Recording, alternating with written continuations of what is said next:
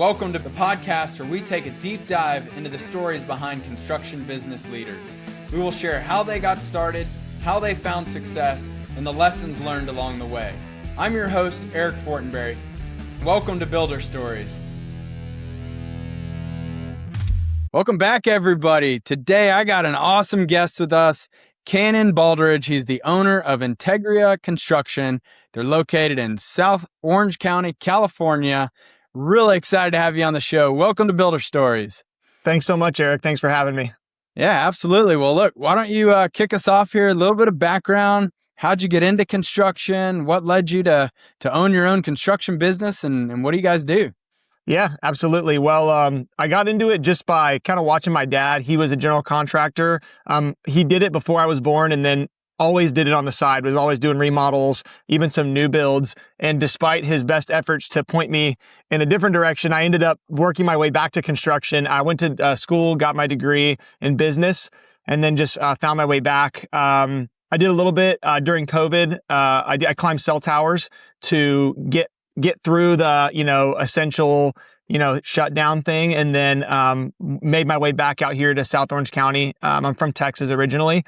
So when I got married, I moved back out here, and someone offered to, be a partner in a business with me to start a construction company. Made it about 6 months in that partnership before deciding it wasn't a good fit, and then just kind of took off on our own. So that's how I got into it. Yeah.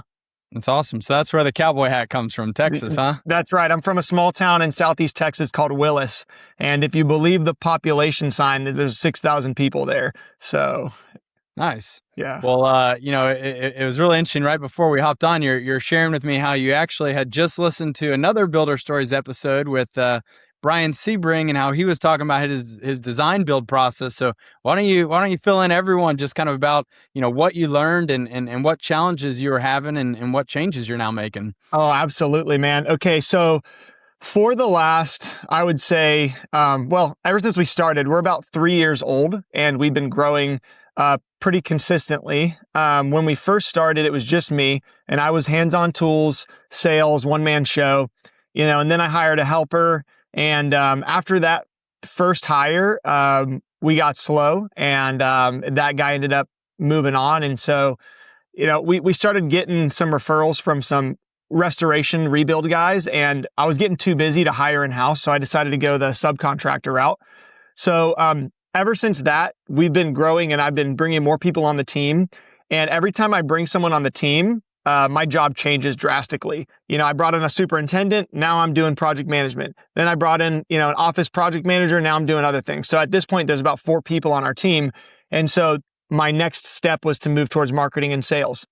So as I started to focus on that, and as my much more detail-oriented wife started taking over operations, there were some holes that were revealed just in our process and then how we get our clients and the issues with the change orders. And so I heard Brian Sebring's episode is super helpful, and tracked him down on Facebook and gave him a call, and he was super gracious to talk to me. So the 3 problems that we were experiencing were change orders, material selection, and finding new clients. With change orders, we would get a set of plans from an architect or a designer. They did a great job. I'm not bashing, their work at all.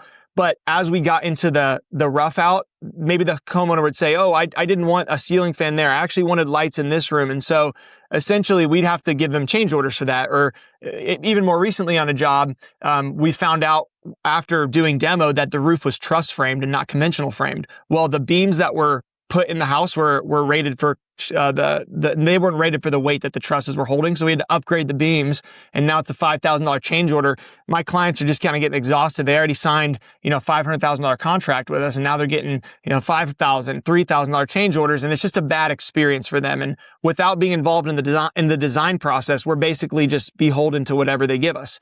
The other thing was material selection. How do I bill against allowances? How do I do all that? It just was kind of a messy process of once we sell the job with allowances, now we're basically trying to keep the client on those allowances, but they're always going over and then they're getting change orders and that's just not a good experience for them. And then finally it was, as I'm moving into marketing and sales, where do I find these jobs? We've been getting a lot of referrals, but if you want to grow, you can't just go to your referral sources and ask for more work. You have to either expand your referral network or you have to go directly to clients. And what I realized was, unless I do design, unless I offer design, I'm basically going to have to keep chasing architects and designers to get referred their projects. And then we're still going to have those change order issues. So after speaking with Brian, and I think just a lot of time, a lot of prayer, just trying to figure out how to solve these things, it kind of hit me after my conversation with Brian, like, man, I just got to do design build. I got to jump in. I got to make the transition. So we are Integria construction. We're making the transition to Integria design build. And yeah, it's exciting. My superintendent has design background, so he's pumped. And we're going to be looking to add some more talent onto the team. So that's our big change coming up. Man, that's awesome. I love hearing, again, just the podcast making such a big update. So good, man. An impact for you. So you're also changing the name of the company? Yes, sir, we are. Yeah, we're doing a rebrand. Just the construction to design build. We're keeping Integria because that's kind of who we are. Where did Integria come from? Okay, so my first construction company that I started in SoCal, I was at a point where I was freshly married. We got married pretty quick. My wife had some medical issues that I wanted to be around for, so we got engaged, and I just flew out and got married because I wanted to be here for the stuff she was going through. So I just moved to town. I kind of took a sales position, did that till my base salary ran out after a year, and it was in auto finance during COVID, so no cars on any lots. So at the time, just a friend of my wife's family said, "Hey, you've got all this construction experience. Have you ever thought about getting your contractor's license?" So I had to pick up the phone and call my dad because I'm like, "Dad, do you have a contractor's license?" And he's like, "Not in Texas. Like, they don't do the GC thing in Texas." So I looked into it and I qualified, did my test, took all that, had the partnership. Like I said, about 6 months in, we kind of decided it wasn't a good fit. Just partnerships can be tricky. Just communication's important, and just visual alignment of that. And so we ended up deciding to leave that and start on our own. And so it gave me a chance to say, man, what do we want to be like? What's our identity as a company? And it's definitely what my core values is that if you do the right thing, then everything else will work out. Like, do what's right, be honest, treat people the way that you would want to be treated, and then the money will come. And that's proven true like over and over again. And so Integria kind of just came from, we wanted something integrity focused. Integra was taken. So it became Integria. Also just has like a cool, I think like, it's a little more corporate sounding than like the mom and pop kind of name. So I like that. So yeah, that's where Integria came from. Our core values are quality, clarity, and integrity. And so we really cling to those. So that's where Integria is from. I love that, man. That's a cool story. Yeah, definitely. Thanks. I think having meaning behind, your company and your brand, like it helps everybody show up, and sort of share that same core values that you clearly have defined real well. Absolutely. What do you think's been like the biggest challenge for you in terms of, again, starting from scratch, building the team? Yeah. So I would say when we first got into construction, like with that partnership, the reason we did was because my old business partner had a connection set up. And I think anytime you're starting a business, you ideally want to have something that pushes, like, why do construction and not something else, And so when you're starting a company, you want to have that. So after we ended the partnership, I had nothing. I had just moved to California. I didn't know anyone in the industry. I didn't have any experience running my own business. So it really was like from the mud, just Facebook, groups. People would say, "Oh, we need this done." And so I like get on there and comment. I'm like keyboard warrior. I'm like, "I've got a contractor's license," because I'm thinking all these people commenting don't have it. So I'd always post my number and try to get jobs that way. And so, that got me a few. We were just doing like, deck builds and, little bath stuff. And then, so I think just growing from that has its own set of challenges. And if anyone's out there that's doing that, it is an absolute grind. But like, if you do a good job and you keep your head up and you keep moving forward and looking for opportunities, they'll come. Like, for example, one of the things that helped us kind of hit that next level was I saw a plumber in my area and I loved what he did. They posted their pricing on their website so that anyone can go online and, hey, what's going to cost me for a toilet replacement? They show the pricing on the website, and they even made a cool like shopping cart feature where you could like add the toilet, add the sink, and then like have a cart and then schedule the job. And I just thought, man, that's so cool. Their name was Integrity Plumbing, ironically. I was thinking how great that they are being transparent with clients. I love that. And then I just so happened, obviously by God's grace, to be at a gas station and I saw one of their vans. So I hit them up and I was like, hey, I called them. Hey, I want to meet with your owner. I want to hear about what you guys do. And at first I talked to him on the phone and he was like, yeah, like that's cool. We'll be in touch. And then like a day later he calls me and he's like, hey, actually we're starting a restoration arm and we need a rebuild referral partner. And I was like, amazing. And so that just keeping your head up, looking around, trying to put your feelers out there and see what's available. I mean, that's just been everything. They say it's not what you know till you know. It's so true. But it's not like you don't need some connection in the upper echelon of like the world. You just need to find good people that are out there and that, that are doing what you're doing. So that's been huge. And then I joined a networking group. It's called Building Trades Network. It's exclusive to SoCal, so they're not like BNI. But it was really cool during the housing crisis or the housing bubble '08. There was a GC who started a networking group just for construction and construction related trades. So I joined that group. And that's been so helpful. Just as a small business owner, it's lonely at the top. And so just having other business owners in construction that I can we meet once a week. So it's a little bit more intensive than some networking groups, but it's been so good. I've gotten a lot of work referred that way. And then also just like the relationships you build, the friendships, it's really made, the ups and downs more bearable.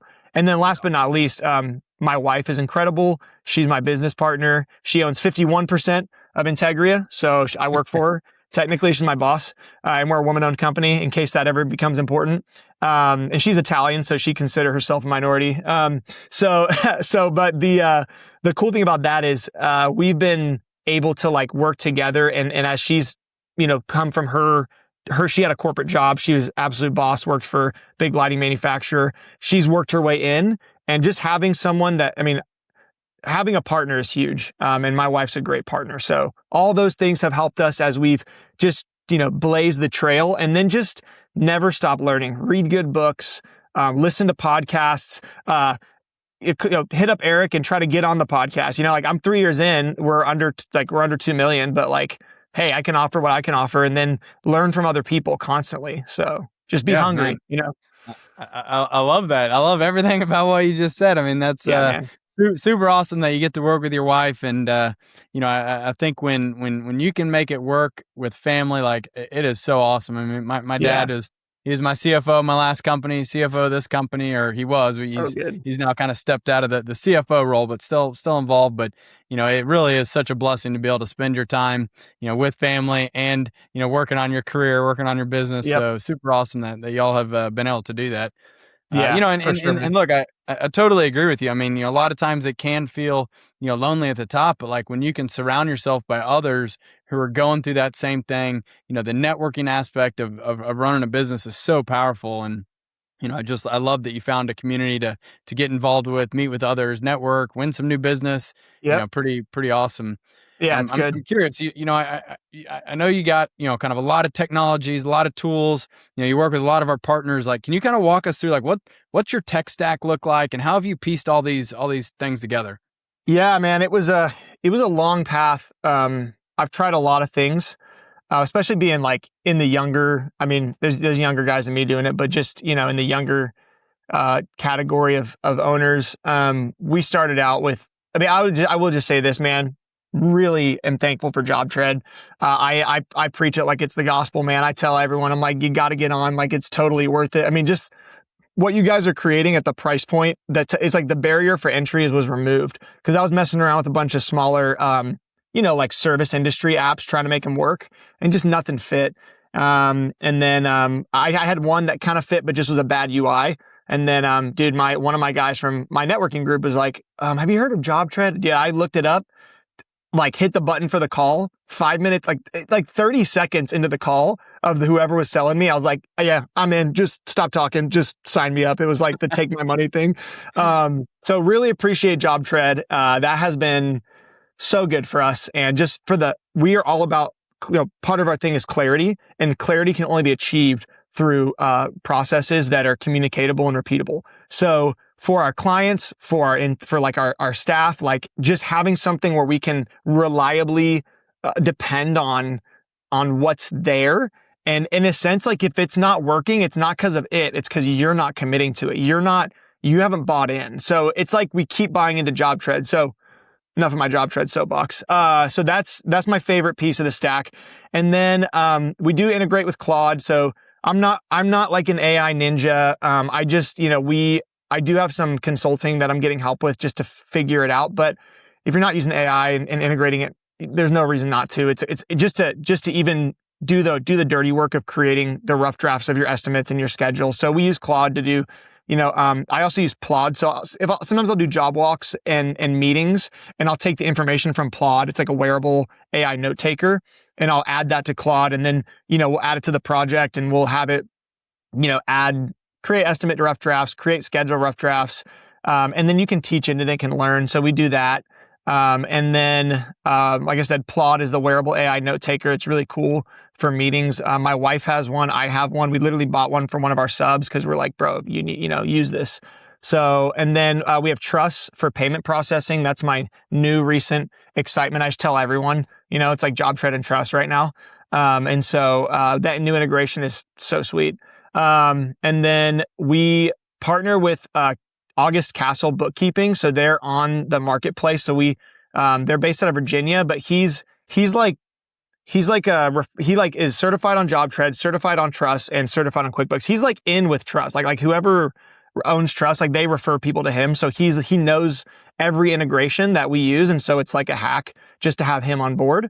And then we have a VA through ConstructAid. So Zach LaCory came on, he did the show, and we consult with them. So they gave us the VA, they source the VA, and then they also consult a little bit to help with operational solutions.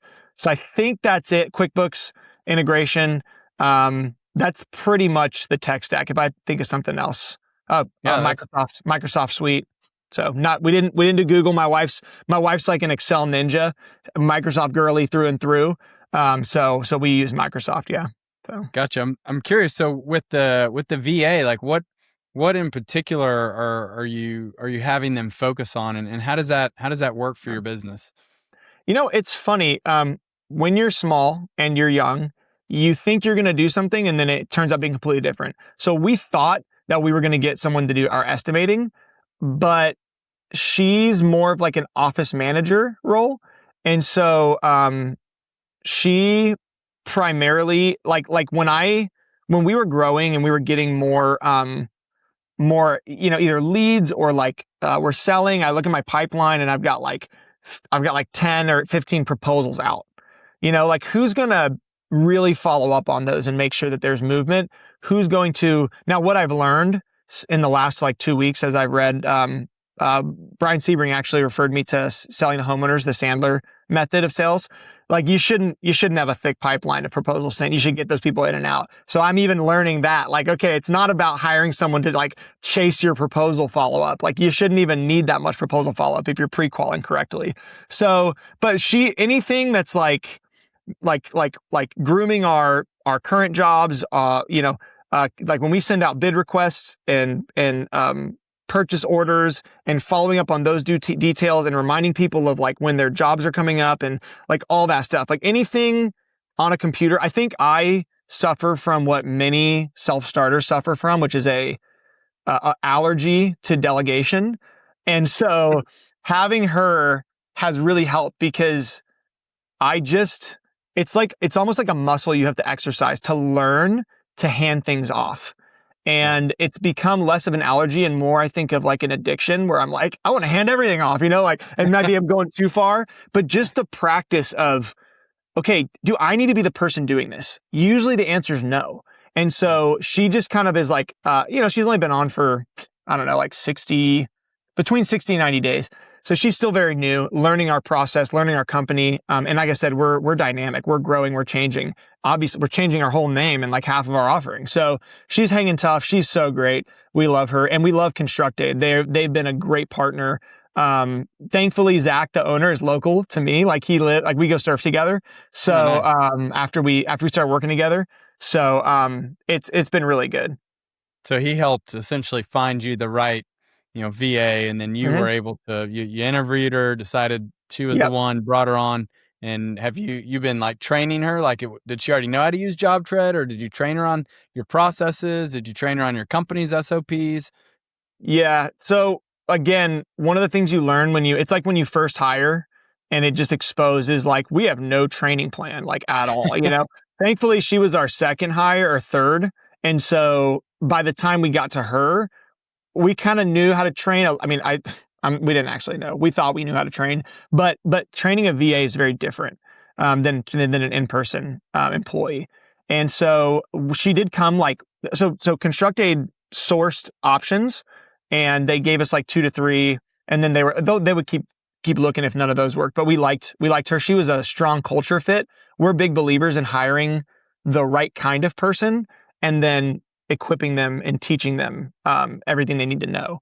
And so my wife read a book called Snakes in Suits kind of early in her career. And the idea is like, you hire someone or you work with someone that you would like trust your kids with almost. You don't trust you don't hire the person that has like all the qualifications and knows everything, but like just, you don't trust them. So we hired her on because she's high trust, and that's proven absolutely true. And so we've done a fair amount of like training. They train her on JobTread, and then ConstructAid. It's nice. Some things that are like company specific, we'll train her on, but then other times I'll tell her like, oh, just hit up ConstructAid, and then like we'll meet with them and they'll say, okay, like she needs to be developed in her like AI, like intelligence, or like just how she like learns and manages AI. So then they create the training plan and like they train her. So Hmm. it's like a partnership. And if you like work with them and engage with them, then they'll help you like maximize. So in a sense, it's the VA, and also like I'm getting coached on and assisted with managing a VA, which is awesome because I've never had one. So Yeah, totally that's worth awesome. what they charge for sure. Yeah, well, shout out to Zach and ConstructAid. Yeah, Nice, they're that's killing it, awesome. man. So it's interesting though. You kind of bring up that she's also been using AI for you guys. I mean, like, tell me a little bit more about Mhm. your AI journey, because I do see a lot of times people are like, well, do I still need a VA when I've got AI? And how do you decide who does what? And I mean, you originally Yeah. thought estimating, but then now you got Claude, you got that dropping into Claude, and then that's Yep. drafting out your budgets and proposals and things like that. So like, what's your journey been with AI? How did you find out about it, and how do you use it today in a daily Yeah, usage? man, it's so funny. I think back to when Chat GPT first dropped, and everyone's like, whoa, you can like ask it whatever, ask it like what it thinks about something and it'll tell you. It's like so much cooler than Google. And just now, like what it can do is amazing. So I mean, the journey was kind of like I uh once I'll just put my benchmark of my journey when I found Claude, just because that's what we use. That's what I like. Brother, I'm gonna say it was another podcast from you, that one of your guys that you interviewed. I was actually. He was talking about the Chrome. I can't remember who he is. He's on the East Coast masonry guy. But anyways, he was talking about the Claude plug, or the Chrome plugin. And I was like, what? So then immediately I'm like jumping on, I'm buying the $20 version, I'm doing the Chrome plugin, and I'm like, it's so funny. I was like in a gas station getting gas, and I would like give it a command and like put it in my passenger seat and drive. And then I would like get to where I'm going and I would look and I'd be like, oh my gosh, it did it. So it's kind of like just exploring like that. And then just learning about like co-work. Now we're doing Claude Code on BSC. So just trying to like self-educate with the time I do have, because AI feels like a bit of a wormhole, and AI is almost like it's almost like using steroids, I think, is you get these like immediate results. But then the question is like, what are the side effects of that? Like, what's the downside of this? Because everything has a cost. And so the costs of AI are not immediately apparent. You have to suss that out. And then also like, um, you have to take responsibility. Like you at the end of the day are the person. So that's what the journey's been. So I've gone through like phases of using it more or less, like trying to give it more, because in some ways, if you make AI do something, you almost have to spend the same amount of time you would have done that thing cleaning up what it did. And so, and there's like growth potential there where you can train it and teach it. My goal with the VA was that I have AI, and AI is going to be my VA's like best tool. So the VA is still the human being responsible for checking and monitoring the outputs of the AI. And so I just think that like, man, like there's no reason. And I mean, as thrifty as we can try to be, like there's no reason not to put a human being on the other side of the AI to make sure that the outputs are right and to like fine tune it. And that's kind of what we ended up doing, was basically saying, hey, look, this is your tool. She's still like training on it and we're all learning together. But currently with AI, the thing that with the design build is I basically just gave it like a bunch of data from like our old stuff, people that we like what they do, just some website. I just was like, hey, like these are some things we like. Let's workshop together and figure out how to like create our process. So that's what we did. We have a big project of trying to clarify our offering, clarify our process, our sales process, to really get to the design build side of things. So we do the hybrid AI, VA, and then, everyone else on the team. So I love it. And, I picked up on how you said, you use it to create a rough draft. Mm-hmm. That is the exact right way to think about it. This is just a draft. It is not final by any means. Consider it'll get you 70 to 80% of the way there, but it is so important that people, don't forget to double check their work. It's at the end of the day, like you said, like you are still responsible for whatever you put out there. And that is my biggest concern too, is that people are going to get lazy and they're just going to make assumptions that, well, it did it right last time. I'm sure it did it right this time. And, my biggest fear is like people are going to get into a fixed price contract. AI forgot something, they didn't catch it. And now they're just sitting there, trying to scramble to figure out, well, what do I do? Because I sold the project, but I forgot a big key item. And it's like, that's on you. Yeah. There's another side to it as well. I think about that. And then also it's almost like a simulated maturity that it gives us, because even with this design build process, like I could sit down and journal for like hours and really think, man, what do I want my process to be? And at the end of like all that time of like trying to, create something with my own thoughts, at the end of that road, I will have like worked through a bunch of stuff and I'll have like a really robust understanding of what we're doing. When I'm using AI, when it gives me the output that it gives me, I have to stop and recognize I don't actually own this like in my mind. Like I don't understand what it just put out. So I even I reached out to our consultant, and initially I was like, hey, I've got a rough draft for the business plan. Like let's meet, let's see if we can put this together. And then I had a moment where I was like, I need to print this on a piece of paper and just stare at it for like 2-3 hours and just really sit with it and really try to like internalize what this thing, it just produced like 15 pages of data and information and case studies and all this stuff. And it's super cool. But like I, as the owner, I need to really understand what this thing just put out so that when I go to that meeting, I'm not just saying like, oh, look at these, like I can't expect him to read what it output and me not to have. So that's the thing, is I'm trying to discipline myself the more I see AI outputs to actually stop, read, process.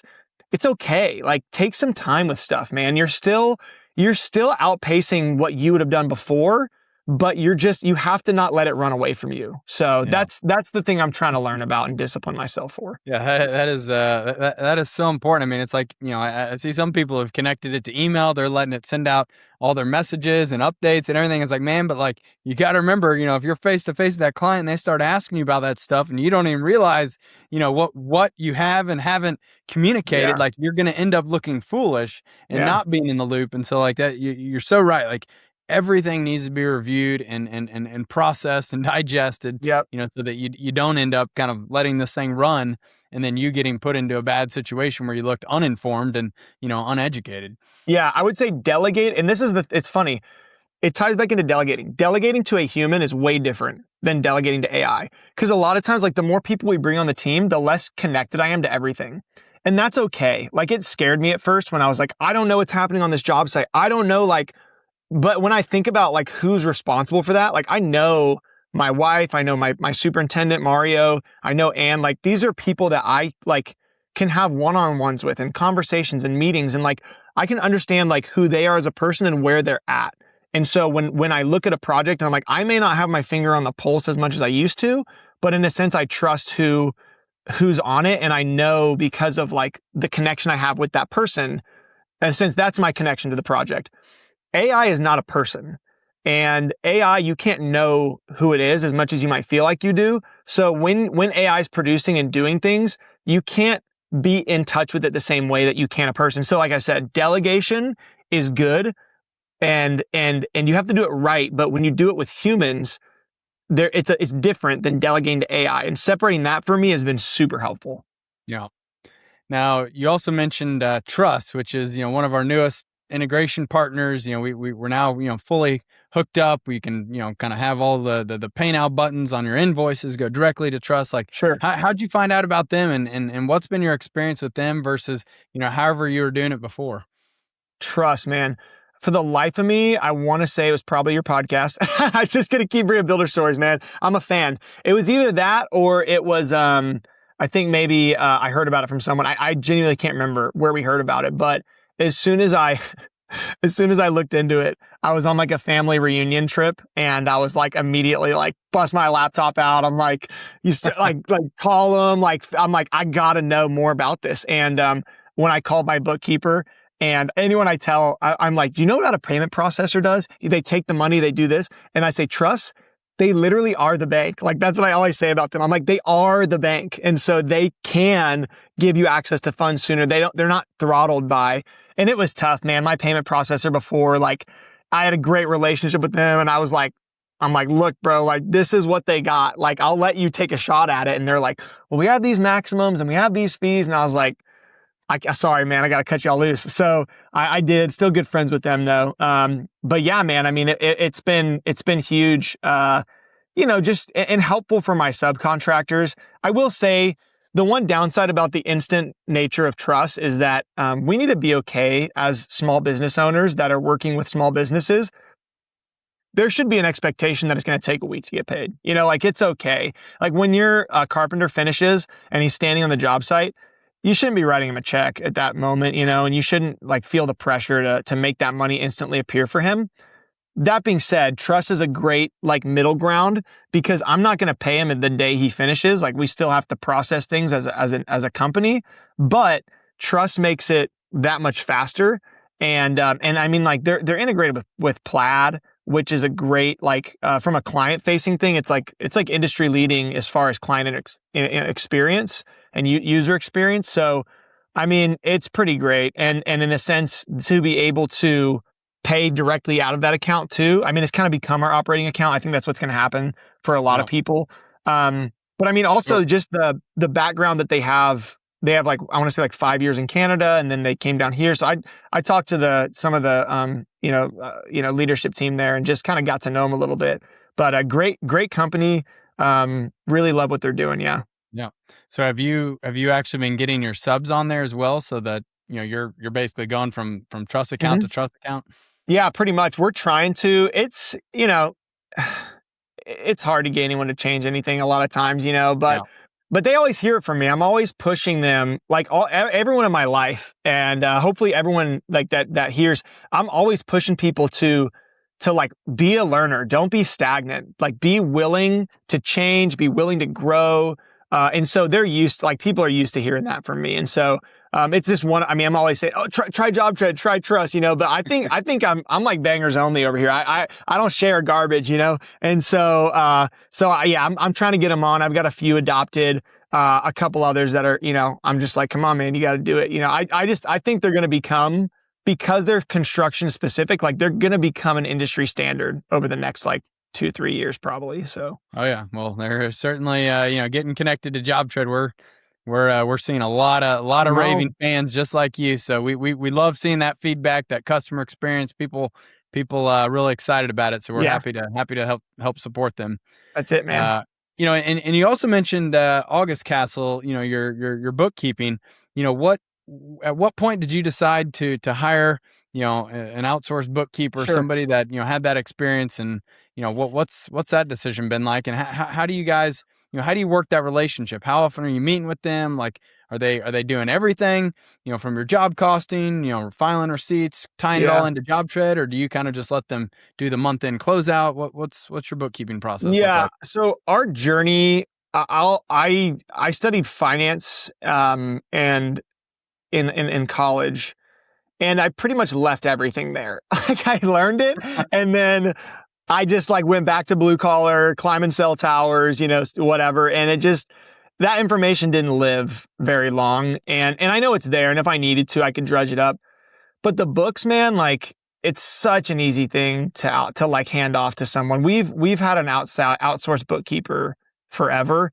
Our first bookkeeper, we actually didn't keep tabs on and kind of got hosed because they kept charging us, but like they were sending us our stuff late, and then like they were filing like our tax stuff late, and we kind of like at the end of it, we ended up finding out like, oh my gosh, like that's why we moved. They said we were like, this person's been like, we trusted this person way too much, and so you still gotta stay on top of people. So that's a lesson learned.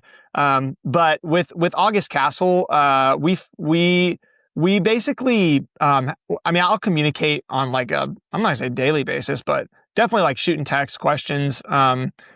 They actually helped us clean up our books, because when that last bookkeeper, when we let them go and switched, there was like, our books were a total mess. So he actually helped us catch everything up and get everything accurate. So he'll go back and like reconcile stuff. So he helped us out a ton.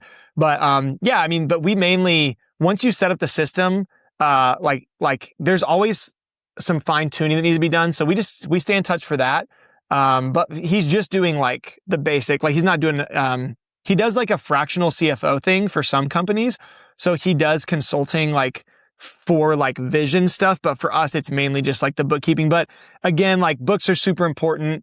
Your taxes, your finances are really important. I'm not going to play the game of trying to do it myself. It's just really easy to hand off to someone, especially because he's so invested in like the software we use. So he's, knows QuickBooks, knows job tread, knows trusts. And like, to me, it's like, absolute no brainer. So if anyone's like trying to juggle books and owner operator type stuff, to me, it's a really easy one to hand off. And the risk reward thing is what it is you hand off that risk, because it can hit you hard if you don't have your books right. So couldn't agree more. And that's why we love that the marketplace that we put together. Yeah. When your partners have that in-depth understanding of how you're operating your business, the software that you're using, like, he can even be in there. He knows you're not having to teach him and show him things like, it's so valuable to have those partners who just get it, Absolutely. and they can probably share a lot of best practices and tips and tricks too. So it's super powerful. True, man. Absolutely.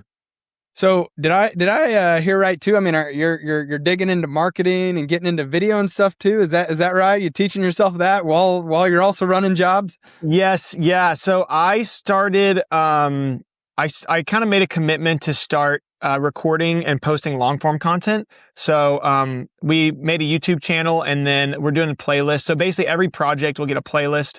And then we'll basically try to create some long form educational content targeted towards homeowners to educate them on the process. So in a sense, it's kind of like a authority builder type, thing where, hey, we're showing up and we're trying to actually like bring you in, because the days of the gatekeeping specialist are over. Like if people think, oh, well, I don't know anything about fill in the blank, they can find out in a heartbeat. You're not going to keep any secrets from your homeowners. Also, why would you want to?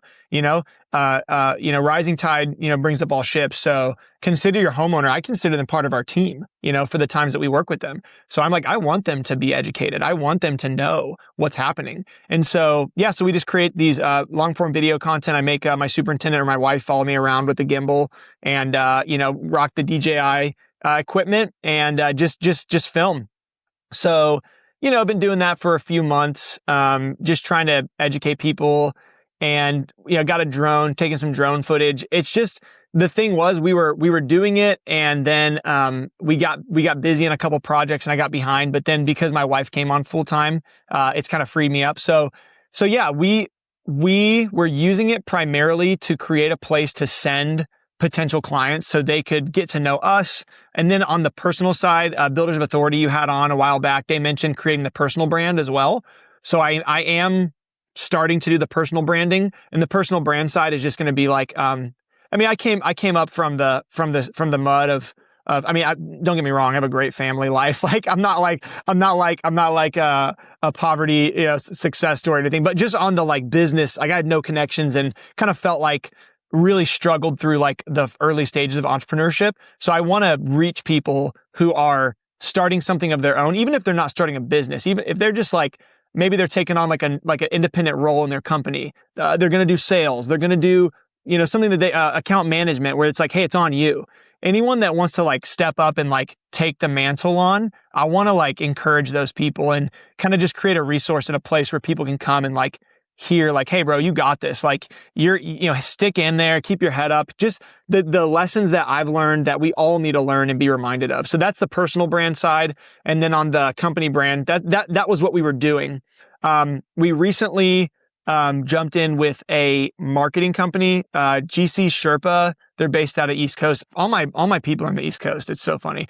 But they're helping us start to do the running ads. And this all came about because I was trying to figure out my wife, just absolute brilliant process person. It's so funny. People, when I say my wife works for me, like, oh, does she like do office stuff? I'm like, no. I'm like, she's going back to school to get her building inspector's license. Cause she was like, I want to know everything the inspectors know. I'm going to go take the education they got, just so she can know and like train our people. She's incredible on the ops side. So it freed me up a lot. And so now she's like, hey, you need to go sell some jobs. And I'm looking around going like, how do I sell a job when every homeowner I have to like say, do you have plans? Well, here's an architect referral, here's whatever. So started chasing, like I said, those architectural and designer partnerships, and then was like, forget this, man. We'll just do design build. We'll go straight for the homeowners. And so we're creating some marketing like campaigns, we're buying ads for the first time, some initiatives. I got my seller's permit in California, and then we're looking at some commercial space. So in this state, a lot of the wholesale at the manufacturers, they don't want to sell to you to resell unless you have like a showroom. It might be the same other places. So basically, we're trying to get all that set up, even though it's small. We're doing it on a budget, so I'm like really small space, subletting if I can, get our seller's permit, and then essentially set that all up. So the marketing side of things is brand new, like fresh off the press. Pretty sure we signed like Tuesday with them. To basically say, I told them, look, I know a thing or two. I don't need like turnkey. I need direction, and I need like someone else to manage the like to-do list. And like, so they kind of have like their own platform, similar to JobTread, but for their deal. And so they are managing that. We've got our to-dos. I've got the shots they need from me, everything. And then I go out, I film it, I send it to them. They produce it and put it out. I'm a social media certified addict, so I try to stay off of like apps as much as possible. Like I just get sucked in, man. So I just try to stay away from it and let someone else handle all the posts and the short form content and all that. So we partnered again. We're big on partnering with people until you can like really justify a full-time hire.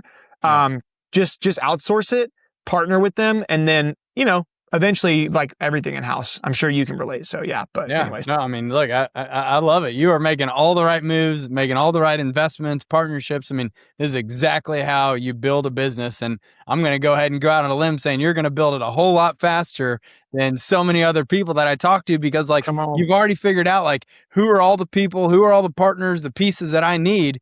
And you're pulling them together. You're getting them riled up. I mean, I feel real jacked up right now. You got me real excited, like motivated, like man, like let's go do this. Like that's just so exciting, man.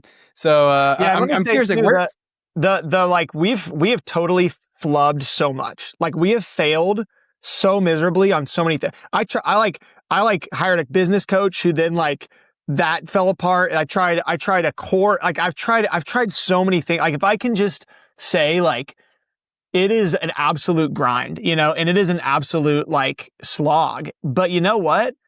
It's okay. Like you're totally going to screw up. You're totally going to fail. You're totally going to feel insecure, but you know what? You just keep at it. And you know what? Everyone else is out here trying to learn too. Like I play golf I play golf. And it's like the big secret to golf is everyone sucks and it's okay. And you just don't take yourself that seriously and you have so much fun. Well, the moment you start to think you're somebody, it stops becoming fun. You start trying to like put on for people. It's okay, man. Like, no, like we're all out here just doing our best. So yeah, I have totally failed on a lot of things and I'm thankful for all those. So Man, yeah. well, look, you're clearly learning from those experiences, and I think Yes. that's the important thing is you're not making the same mistake over and over and over again and expecting a different outcome. Like Trying. you're saying, hey, here's what happened. Here's what I need to do differently. Here's how we're going to keep going and push forward. And like, like I don't see you sitting around kind of, oh, whoa, me, like head hung. No. Like, man, you're charging forward, and it's just about doing a little bit better every single day. And The harder I you can work, see the you. luckier you get, baby. That's right. That's right. So I'm curious, what's the 3-5 year long-term vision here? Where do you want to build the company and take it? Gosh, man, that's a great question. Like I said, I mean, it's crazy to think that when we started in 2023, we were like building people's patio covers. We were like, we were doing like, I remember we were picking up jobs. Like somebody's like, oh, I had to fire my contractor mid job, and I'm like bidding this entire bathroom, like tile and whatever, and I'm like, $7,000, and she's like, great. And then like, then 3 weeks later, I'm like, I don't know how to price a job. I just worked for free. So, from that to here, man, I'm telling you, like it's changing like monthly. So right now, obviously it changed a week ago. Since we signed up, we decided to go design build. So, that's a new directive. So the idea is to target, so South Orange County, a lot of houses. There's a community called Coto de Casa, which is right like next to where I live. The only reference I know of for it is that it's where they filmed the Real Housewives of Orange County. And so like, that's the kind of like clientele, and it's like a gated city. So it's its own city, but it's fully gated. So that's the kind of stuff we're working with. San Clemente, Dana Point, all the beach cities are right there. So our goal is to find people. I kind of jokingly say that they have money and they aren't afraid to spend it, and to really find someone that says like, hey, this is what I want. I just need someone that's going to like help me get there and that I can trust. And so that's what we want is we want to go to homeowners who want to do, a substantial remodel, a full home. We'll do some kitchen and bath if needed, but our target client is someone that wants like, hey, I bought a house or I'm wanting to build and I want to redo everything. I want to add on a second story. I want to, add square footage in my backyard. I want an ADU. And where I live, I mean, you guys should just Google like LA and Orange County on the map and just see how dense it is. It is so dense with just like homes upon homes upon homes. And so there's just so much out there, but like there's no more room to build. So people either have to buy something and redo it, or they have to like add square footage. And that's what we're seeing is like multi-generational living even, where they're saying, hey, we want our kids to live here, but we need more space. And so, or hey, we want our parents to live with us. And so adding square footage is like, we really want to be in that space of like, hey, like you want to add square footage and remodel everything. Hey, you want to, those bigger projects. And so we're going to go after it. I'm going to say we're shooting to sublet some space from a subcontractor we work with and just get like a tiny little office and then start like build like a mini showroom in there.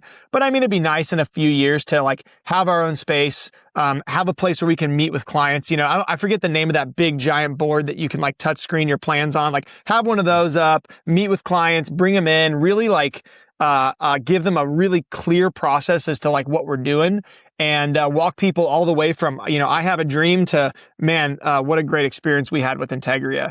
And so, homeowners in the area, we're in South Orange County, North San Diego County. We'd like to kind of target that coastal Orange County as well. So it's the blessing of living where I live. I don't have to go very far, to get like the kind of clients we want. And so that's the goal. I'd like to have kind of like positionally filled. There's a content creator who kind of, for general contractors, he has like 5 key roles: office manager, super, project, marketing, sales. And so kind of building out like those frameworks for each of those roles, I think would be nice. I think it'd be nice we'd like to bring in like a salesperson to like drive the business. So yeah, that's the idea, is to have a team built out. have a little more clarity on like our clientele, and then like smooth out our process. Because like I said, as we make these changes and we push in these new directions, we're having to revamp the vision. But I think right now we're pretty set on residential. We're pretty set on design build. We're pretty set on like larger projects that may include some structural. And I would love to get into like a new home build at some point. There's some fires that took out a bunch of houses. It's a little bit of a drive for me, but like if we got some new home builds up where those fires went down, that'd be cool too. So yeah, man, that's awesome. And we've got our it's September 22nd. You know, we're doing a regional workshop in LA. So hopefully, really? you and anyone else listening to this who's in the area, love to have you there. Bro, I gotta look that up. I'm already planning for Job Trade Connect. I'd like to get out there for that. So, Yeah. but if we can come to the regional one too, that'd be great. That's another thing I want to step up to is like conferences, home shows, that kind of thing. We're trying to do our first home show in I want to say it's end of the year. So try to get out there. Just, again, it's like I said, try something. You know, you go on YouTube, home show, low budget home show booth for remodelers, and just figure it out. So, and then also too on the content side of things, I would like Lord willing, the creek don't rise. We'll have like a whole like arm of it, which obviously with what you're doing with builder stories and stuff like to develop that content arm, because I think that people's desire for more, I would say like mom and pop media is going to grow. Like they want to know you. They want to, the legacy media has had its day, but I think there's still a ton of room. Like we didn't miss the content creator wave. Like obviously if you didn't get into it like early, then you're not going to like have that kind of like meteoric rise. But I think still like just deciding now, like, hey, I'm going to start putting out some good stuff, like, and put out good stuff that people can like actually benefit from. Don't just put out fluff, like put out something real. And here's the deal. Every single person has like something real that they've gone through or that they're experiencing right now. Like even if your realness is, man, I feel like I'm not doing what I should be doing. I feel like I'm just kind of languishing in this job, in this 9 to 5. And you know what I'm going to do? I'm going to pick up a hobby. Like there's one guy I love. He's terrible at golf. He was like, he's shanking every other shot, but he's like kind of showing people like, hey, this is where I'm at. And if you see it and you're like, I can relate to that. Like he doesn't even, it's not like he's this amazing golfer. So just whatever, so if you're, thinking, hey, as a business to get on that content kind of like machine to create that, it's good. It it disciplines you to learn yourself and to always grow, and then to just share that with whoever wants to hang out. So I think that's the other arm that I want to grow. So yeah, well, awesome, man. I'd love to see you connect. Also the we're doing our inaugural Women's Summit. The day before Connect, so I think your wife may really enjoy that. Just being around all the other women-run businesses. So yeah, check that out for sure. I'm curious. So how do you and your wife manage the work-life balance? Like, is there a time where you come home and we're going to shut it off, or do we just keep working all day, all night? Is this a life-consuming, or do you guys have some sort of way to sort of separate life and family from work? So we actually, at this point, we just live in different states. No, I'm just kidding. We don't do that. No, we actually have a lot of fun. So, we have a little bit of structure to it. At first, so her experience, like I said, I want to just harp on her a little bit. She had a really amazing career that she was really doing super well in. And she was like in middle management for this like really successful company. And when we had our daughter, so I have a 9-month-old daughter, and she decided to not go back to work, and because she was like 9 to 5, driving in an hour to work every day. And so we just decided to like try to make the company work so that we can both do it and both parent our daughter and however many kids we end up having. So she really made a sacrifice, and I'm forever grateful for it. And she also like footed our family bills while I started the company. So like, if it wasn't for her, none of this would be possible, man.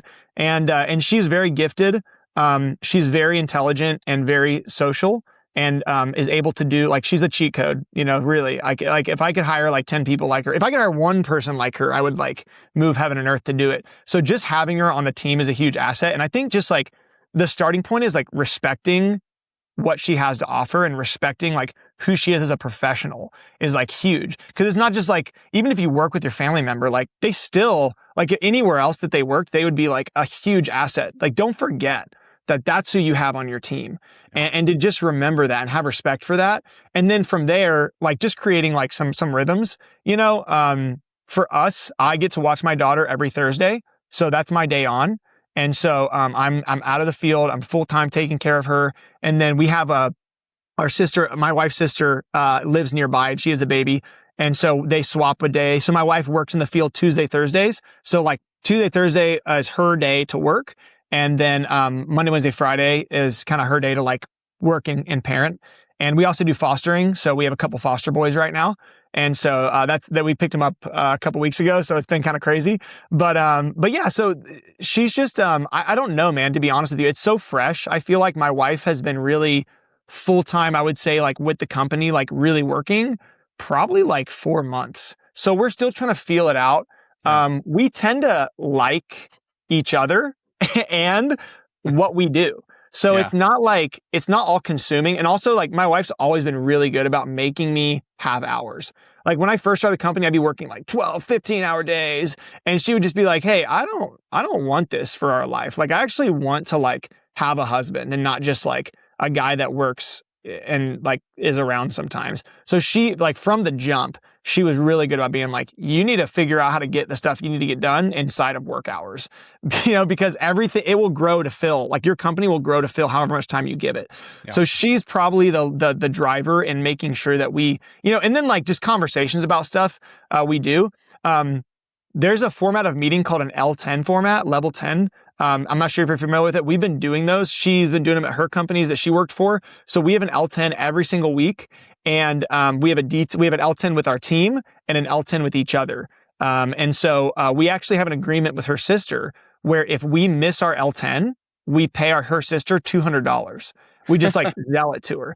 And so in the like 2 years, I think we've been doing it, we've had to pay her like 2 or 3 times.